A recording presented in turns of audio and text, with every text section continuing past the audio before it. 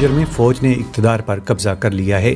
فوج کے ایک ترجمان نے بدھ کی شام کو بتایا کہ صدر محمد بازوم کو معزول کر دیا گیا ہے۔ اس وقت ملک کے تمام ادارے معطل ہو چکے ہیں۔ آج صبح کے اوائل تک ملک گیر کرفیو نافذ تھا اور تمام فضائی و زمینی سرحدیں بند کر دی گئی تھیں۔ فوج نے اس بغاوت کی وجوہات بیان کرتے ہوئے کہا ہے کہ ملک میں سیکیورٹی اور حکمرانی کی صورتحال انتہائی مخدوش ہو چکی تھی۔ صدارتی گارڈز نے بدھ کی صبح صدر مملکت کو دارالحکومت نیامے میں ان کی رہائش گاہ میں ہی گرفتار کر لیا تھا۔ تل ابیب: اردن نے اسرائیل کے قومی سلامتی کے وزیر اور انتہائی دائیں بازو کے سیاستدان ایتمار بن گویر کے مسجد اقصیٰ کے احاطے میں داخلے کو ایک حملہ قرار دیتے ہوئے اس کی مذمت کی ہے۔ اردن نے اس عمل کے خطرناک نتائج سے خبردار کرتے ہوئے کہا ہے کہ ایسا کرنا بین الاقوامی قوانین کی خلاف ورزی ہے۔ فلسطینی اتھارٹی نے بھی خبردار کیا ہے کہ موجودہ اسرائیلی حکومت اور بن گویر جیسے انتہا پسند دنیا بھر کے مسلمانوں کے جذبات کو مشتعل کر کے معاملات کو مذہبی جنگ کی طرف دھکیل دیں گے۔ دوسری جانب فلسطینی طبی حکام نے بتایا ہے کہ اسرائیلی فورسز کی طرف سے فائرنگ میں مغربی کنارے کے علاقے میں ایک 14 سالہ فلسطینی لڑکا ہلاک ہو گیا ہے۔ ماسکو: روسی صدر ولادیمیر پوٹن آج جمعرات سے سینٹ پیٹرز برگ میں روس افریقہ سربراہی اجلاس کی میزبانی کر رہے ہیں۔ تقریباً 50 ممالک کے نمائندوں کے ساتھ اس 2 روزہ اجلاس میں دیگر امور کے علاوہ اقتصادی تعاون، توانائی کی فراہمی اور سلامتی کے امور پر بھی تبادلہ خیال کیا جائے گا۔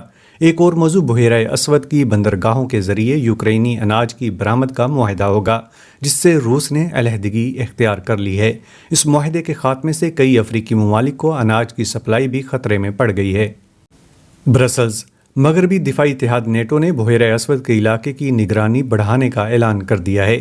جاری ہونے والے ایک بیان کے مطابق نیٹو اور اس کے اتحادی بحیرہ اسود کے علاقے میں نگرانی اور جاسوسی کو تیز کر دیں گے۔ ایسا سمندری بحری جہازوں اور ڈرونز کی مدد سے ممکن بنایا جائے گا۔ نیٹو نے یہ اعلان بحیرہ اسود کے راستے یوکرینی اناج کی برآمد کے معاہدے سے روس کی دستبرداری کے بعد کیا ہے۔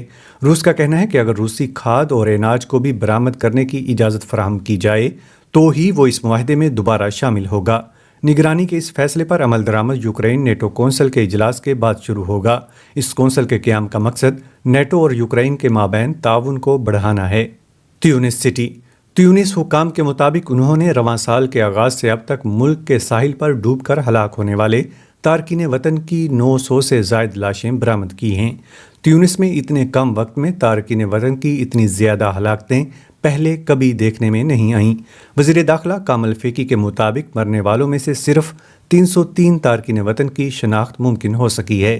جولائی میں یورپی یونین اور تیونس نے شراکت داری کے ایک معاہدے پر اتفاق کیا تھا جس کا مقصد انسانی اسمگلنگ اور بے قاعدہ ہجرت کو روکنا ہے۔